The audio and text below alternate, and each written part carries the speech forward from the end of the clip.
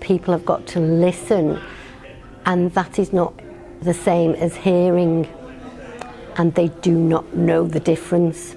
And maybe with a bit of skills and insight, they'll learn to listen to the message. About 2 years ago, a group of people got together, really interested in taking a community-based approach to evaluating the Social Services and Wellbeing Wales Act 2014. And really we were interested in employing a research methodology that would be bottom-up rather than top-down, and would really look at a community perspective of views about the extent to which the Act and the aspirations in the Act were really making a difference to the people of Wales.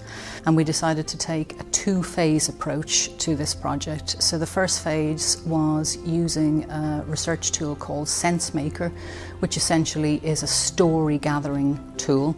And we travelled around Wales gathering hundreds and hundreds of stories from people who had direct experiences of social care in Wales, either as service users or as carers. So the people who really were at the coalface, who were experiencing on a day-to-day basis how social care was being delivered, how well it was being delivered, and we wanted their views on whether the Act had actually made a difference to their everyday experience.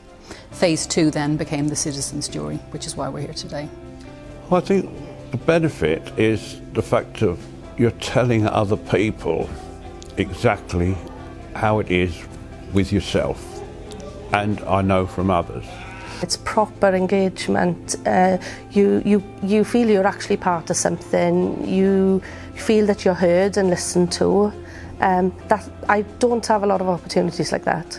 But it will help me, I feel, move on, because I'll be able to contribute something, put it literally in the public domain and put it out there, and then it could go into something further progressive work or policies that will make a difference in people's lives. I would encourage strongly for Welsh Government to look at doing a jury on an annual basis.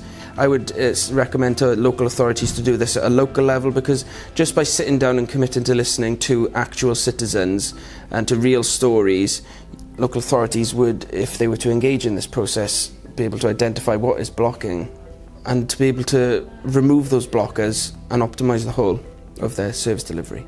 It's about allowing people the time to really get to the heart of the issues, to understand what's going on, to question properly the things that they hear at face value, and that has to be a deliberative process.